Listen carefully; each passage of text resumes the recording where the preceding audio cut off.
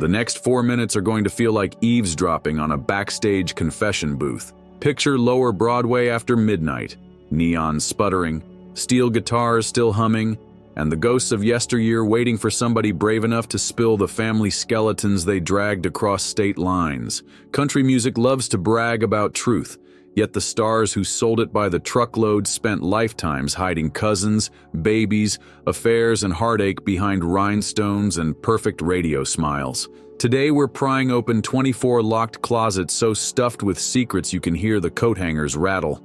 No breaks, no sucker punch choruses, just one relentless reveal after another until even the Opry's stained glass windows start fogging up. Take a seat, hush the jukebox, and keep your jaw from hitting the sawdust.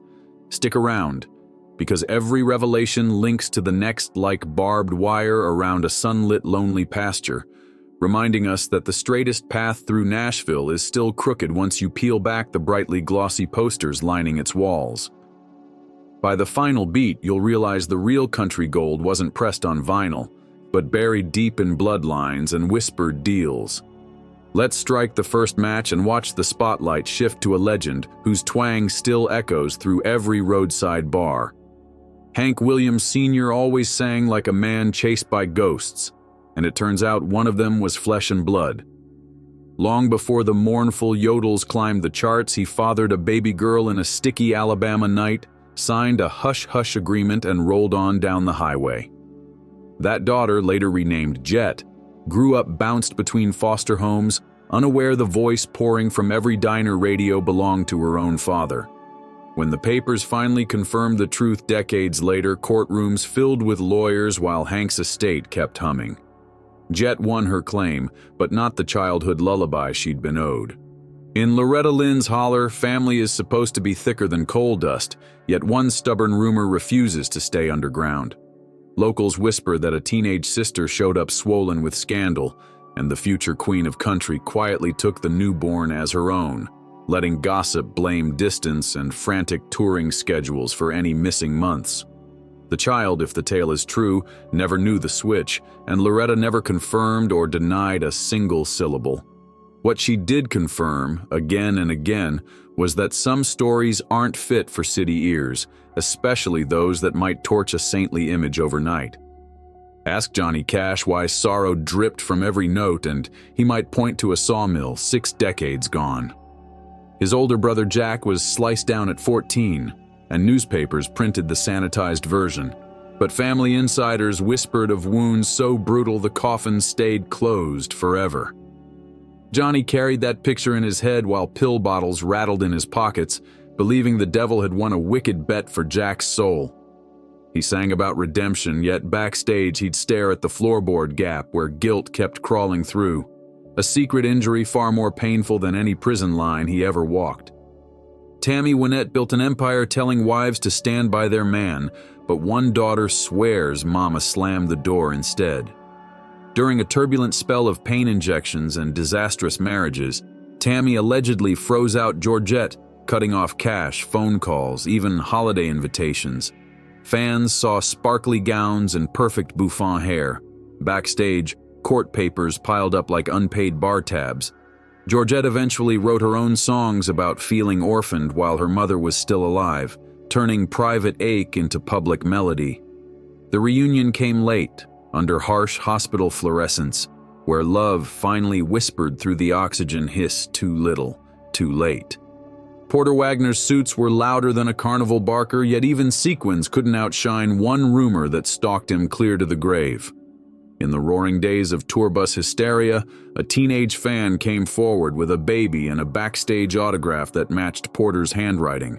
Management corralled cash, confidentiality forms, and a Nashville lawyer slick as axle grease. The child disappeared into suburbia, while Porter's television show kept selling perfect duets with Dolly every Saturday night. Years later, the alleged mother resurfaced, waving faded Polaroids. The family still won't swab cheeks, preferring rhinestones over receipts, questions, or lasting public closure forever. Dolly Parton radiates sunshine so bright it could tan leather, yet there's a lingering shadow she's never chased away. Talk of a hidden child raised under a different roof. Some claim the mystery kid is a niece. Others swear Dolly herself gave birth during an early career hiatus that was explained as vocal rest. Managers issued laughing denials, but tabloid reporters noticed how certain family gatherings were off-limits, how college tuition appeared anonymously, and how Dolly's eyes mist whenever motherhood is mentioned. Whether fact or folklore, the tantalizing possibility adds another layer to the woman already wearing more layers than a wedding cake. Paty Klein could bend a note like highway chrome, and maybe that shimmer came from forbidden love reflecting back at her. During a restless tour, she supposedly fell for a married fellow crooner, trading clandestine motel keys while the band tuned instruments downstairs. Her husband Charlie swaggered through honky-tonks with fists balled, but record executives hushed everything, fearing ruined box office receipts and radio boycotts. When Patsy's plane went down, the affair died with her, leaving only scalded letters and a widow who burned every scrap before sunrise.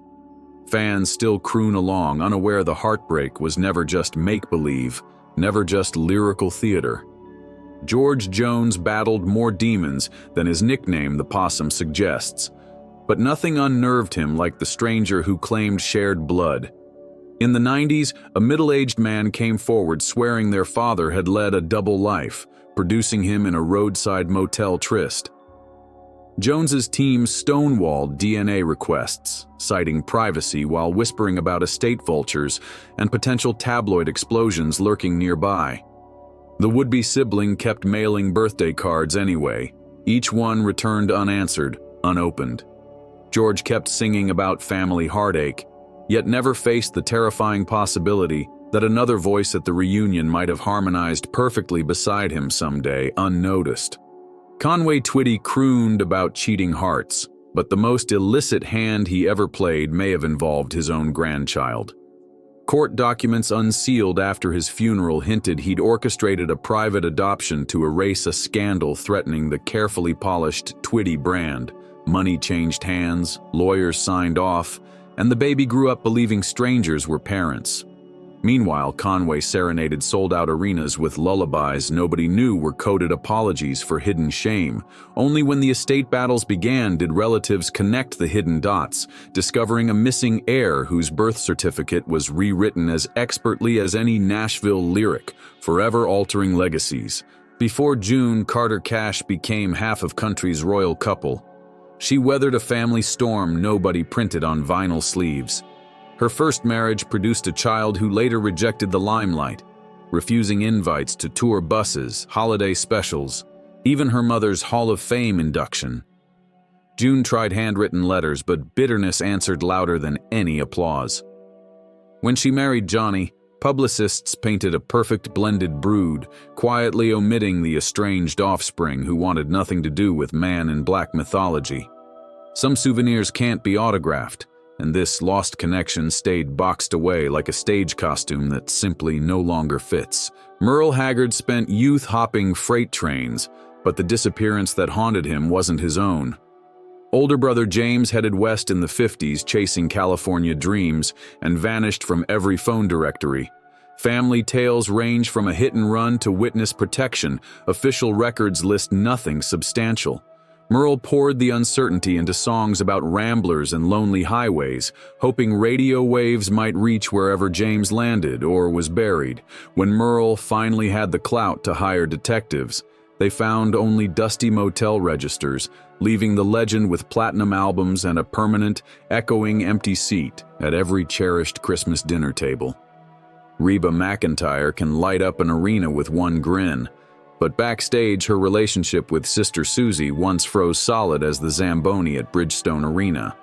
The feud started over money, grew teeth over songwriting credit, and finally clamped down when tour payroll listed Reeba up top and Susie in microscopic font.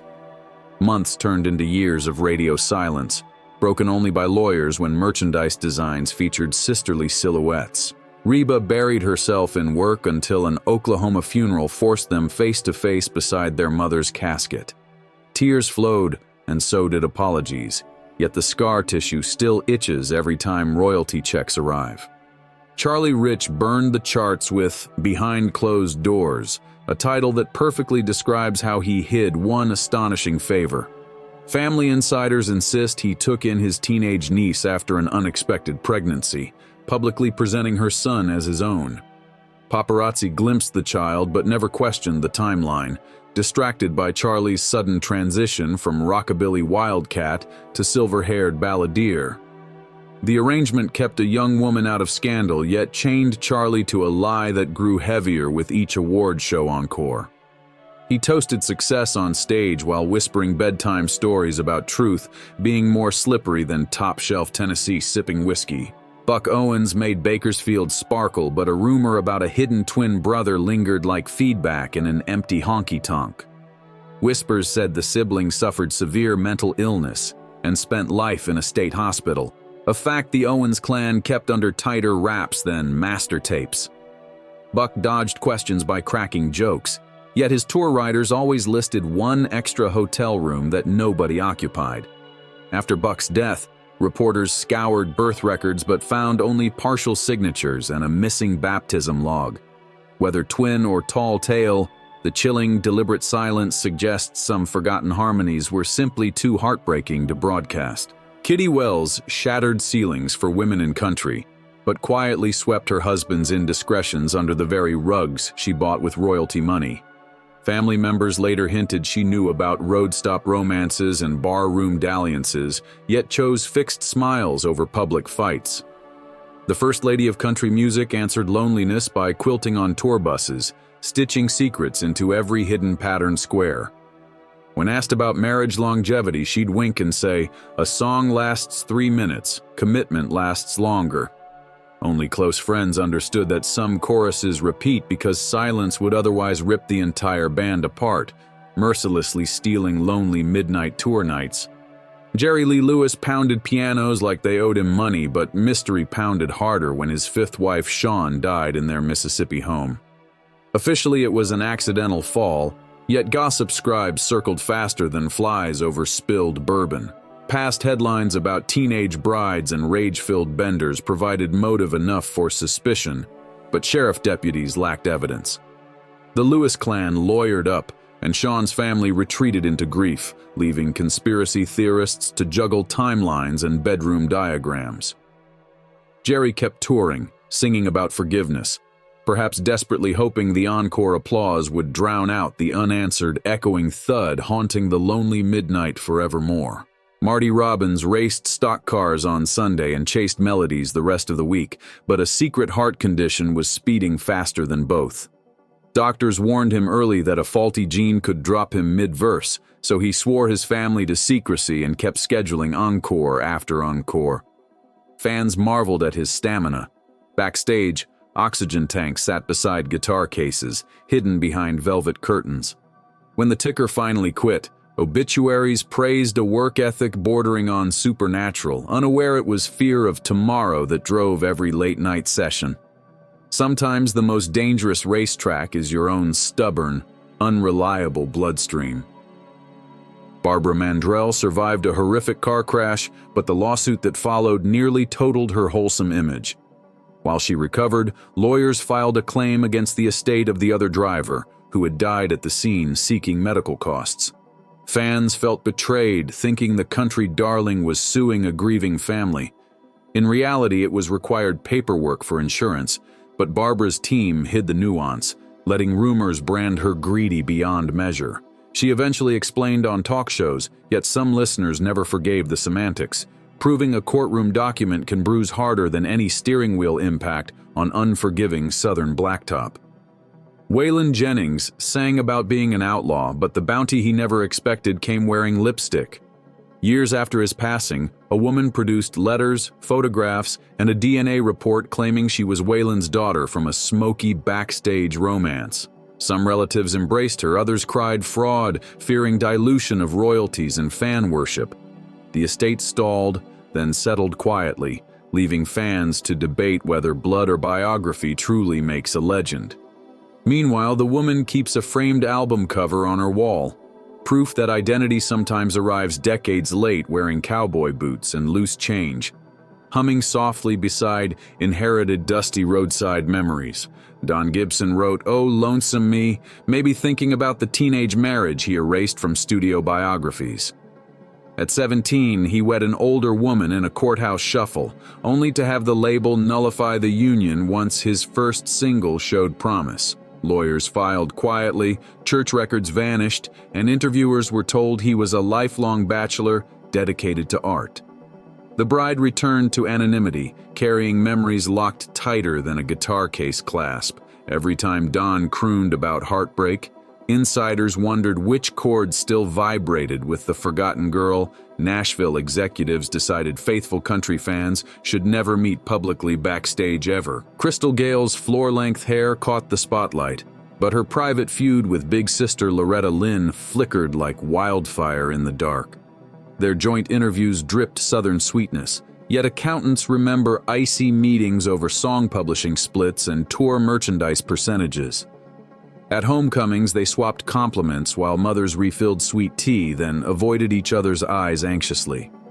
When Crystal's crossover hits eclipsed country charts, rumor says Loretta mailed a single line: "Don't forget your roots." Family finally forced a truce at a cousin's wedding, though whispers claim the seating chart required 3 revisions, armed escorts and separate dessert tables under constant surveillance. Roger Miller joked that life was a trailer full of loose parts, so nobody laughed harder than fate when his obituary named a child fans never heard of. The adult offspring stepped onto the stage of public opinion holding dusty photographs and a birth certificate listing Roger's alias. Old bandmates admitted they knew a woman on the fringe, but managers had classified the relationship as non-essential information. Estate lawyers scrambled, royalties paused, and country radio DJs got a brand new trivia fact to tease between commercials.